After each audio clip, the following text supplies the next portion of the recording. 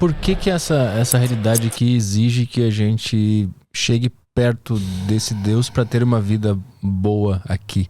A realidade não exige. As religiões é que fizeram nos crer que essa realidade exige, mas não é. É a religião. Mas nem do Deus, não da religião, a programação perfeita que está acontecendo agora, lá na quarta camada, a gente aqui nessa realidade tenta pincelar um pouco de como seria ser isso dentro da nossa psique. Não? Sim. E então tem uma conexão. Se você conseguir chegar perto dessa programação da quarta camada, você vai ter uma vida boa aqui nessa obra artística mal feita aqui. Isso. Por que existe essa... Porque as religiões criaram essa ponte. Mas outras religiões criaram a ponte do desapego. Não se apegue a isso.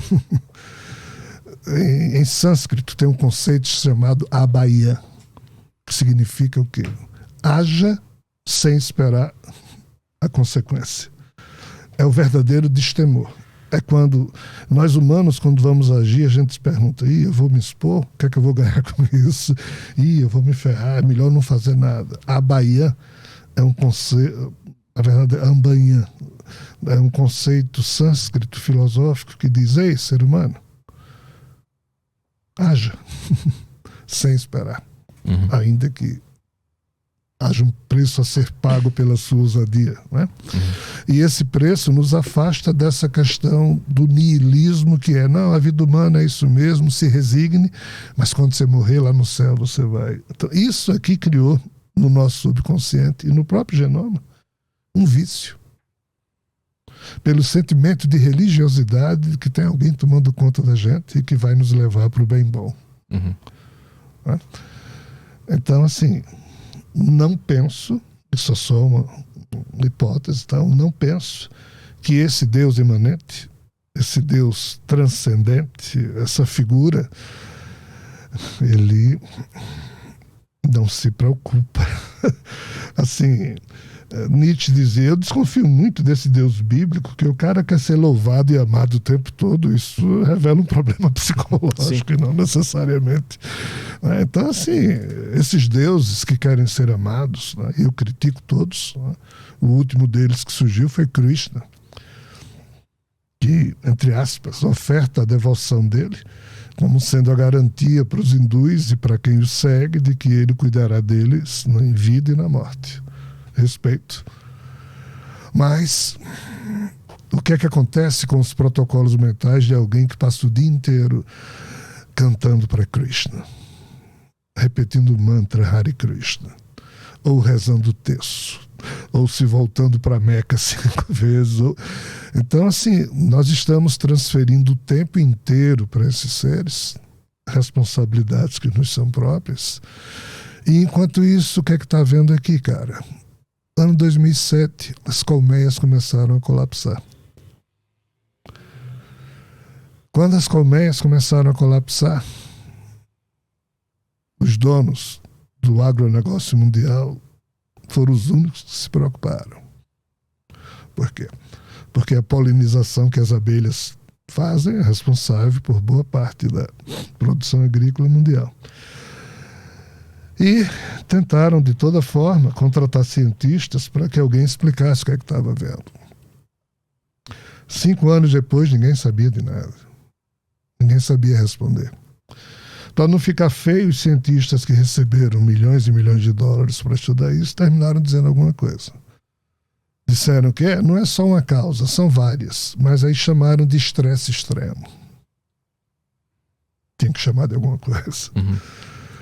Mas ninguém sabe por que as colmeias continuam a colapsar. Qual é o problema de uma colmeia?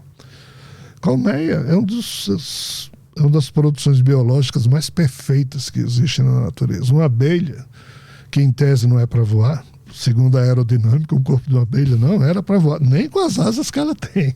Mas, no entanto, ela voa. E o pior, para no ar e sem apoio nenhum constrói um hexágono perfeito. Coisa que nem os nossos computadores conseguem fazer. E mesmo assim, isso que elas constroem, que sempre foi sinônimo de equilíbrio biológico, começou a colapsar no ano 2007 sem avisar. E hoje continua, 2023. quanto mais selvagem é a espécie da abelha que produz a colmeia, mais facilmente essas colmeias estão colapsando e ninguém sabe explicar o problema que está acontecendo. Nas loucuras em que eu vivo, quando eu percebi esse problema, percebi em 2010 ou foi 2011, eu nunca me esqueci. Eu estava numa região da Itália muito bonita chamada Portofino e esperando um ônibus para me levar para uma cidade chamada Santa Margarida para pegar o trem para ir nas cidades Cinque Terre, que são uma região turística muito bonita na Itália. E tinha lá uma pequena árvore, uma planta que saía do próprio muro onde eu estava escorado, e tinha uma colmeia lá. Eu fiquei olhando para aquilo ali e se aproximou um amigo espiritual. Disse: você está pensando no colapso, né? Eu digo: isso aqui está sobrevivendo. Ele disse: mas não é só aí que está tendo colapso, não. Nós vamos demonstrar outros. E a partir disso, eles começaram a me mostrar, nesse universo vizinho, que as coisas lá já estavam colapsando. E tempos depois eu percebi, fui obrigado a perceber, por isso que eu uso a expressão obrigado, porque eu não vou atrás de nada disso. E a turma vem e diz: perceba isso aqui. Eu digo: mas por que diabos eu tenho que saber disso? Não, porque os humanos foram criados para discernir o erro, tentar perceber a verdade, coisa que as outras espécies que surgiram antes dos humanos não conseguem.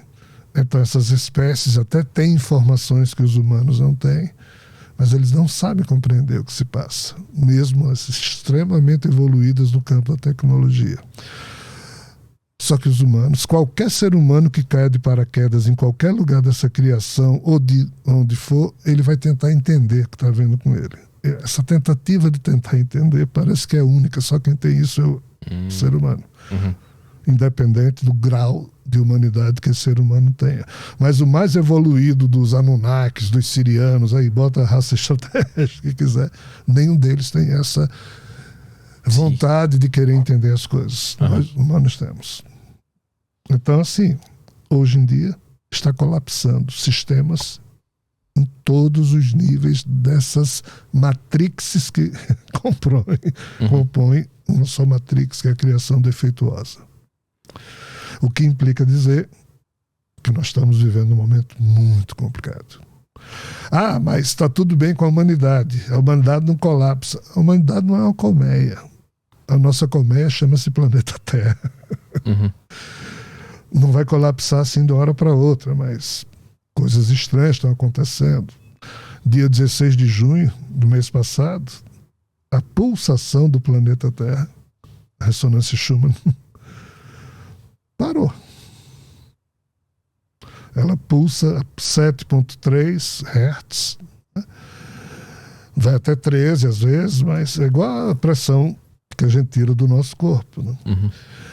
Dia 16 de junho parou durante um tempo. Todos os marcadores de ressonância Schumann do planeta ficaram sem entender nada.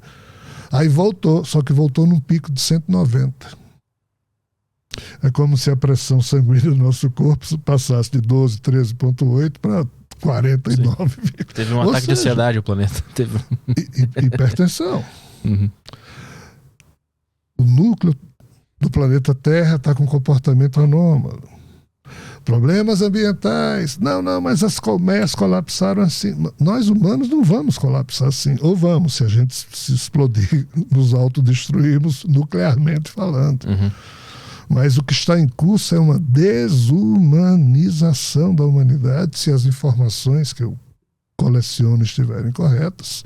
E o que está em curso também é uma destruição lenta, gradual e progressiva da espécie humana. Isso estava previsto, já não tem o que fazer para impedir. Faz parte da história que já estava escrita. O futuro, entre aspas, mesmo que muita coisa dele já esteja, segundo uma certa perspectiva de uma física quântica avançada, né? Aí a gente teria que falar de táquions, mas isso é uma coisa que talvez não seja conveniente para cá.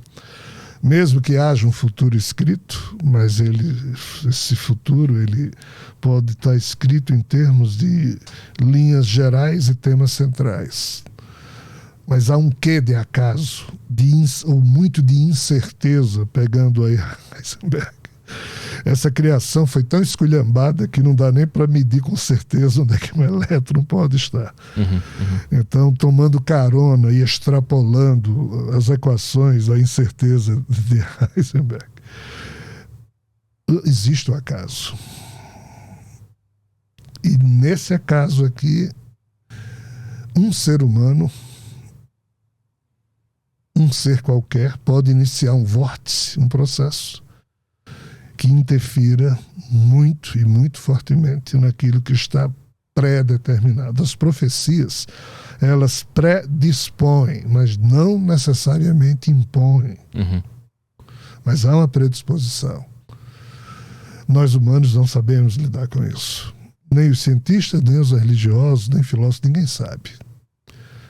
Nenhum de nós sabe. Mas, ainda que o final esteja escrito, o ser humano tem um tipo de natureza que faz com que ele lute até o final. Então, assim, eu sou desses aqui. Tá? Que mesmo solitariamente fico na minha pequenez, na minha insignificância, tentando pulsar dignamente num oceano de mediocridade. Não, mas você também não é medíocre? Sou. A condição humana nos impinge, nos impõe doses, traços, carimbos de mediocridade, de pequenez, de infantilismo, de insignificância, mas ainda assim é importante a gente não perder a noção. O que é que a física quântica diz hoje, cara? Que é importante sonhar. Por que é importante sonhar? Porque você, entre aspas, na hora que sonha, seu RNA mensageiro nas células do seu corpo criptografam esse sonho e tentam provocar mutações no âmbito interno, lá da sua célula, no núcleo do DNA, para criar uma nova receita genética para aquele sonho. Quando você consegue internalizar isso, você se modifica como ser humano. Por isso que é bom vigiar os pensamentos, né? Sim, também. Mas se você só pensa a mesma porcaria o tempo todo, todo dia, não tem novidade para o seu RNA mensageiro, então você... Então, assim, sonhar, mesmo que no caos, é tremendamente importante. O que é que as religiões fazem? Acabam com sonhos, mas criam expectativas e esperanças vinculadas a interesses. É diferente você ter esperança e interesse e expectativa, porque você espera um resultado. Sonhar não, é o conceito de Abhayana que eu estava falando. Você faz sem saber se vem resultado. Mas fazer e esperar resultado, o próprio Krishna no Bhagavad Gita diz, isso gera karma. Mas se você faz, como Jesus dizia, que sua mão direita não sabe o que a esquerda faz, se você dá sem interesse de receber, isso talvez modifique o que está predisposto como sendo um colapso inevitável. Particularmente, concluindo, eu penso que nós humanos vamos ter choques de realidades terríveis, mas isso não implica dizer que esteja seguro que nós seremos extintos. Não. Deve existir esperança, expectativa aí de alguém. Eu, de minha parte, mantenho o meu sonho de que a gente consegue escapar disso. A gente, quem? A humanidade como um todo? Não. A humanidade não tem jeito. São alguns seres humanos. A humanidade nunca evoluiu. Quem evolui são alguns seres humanos.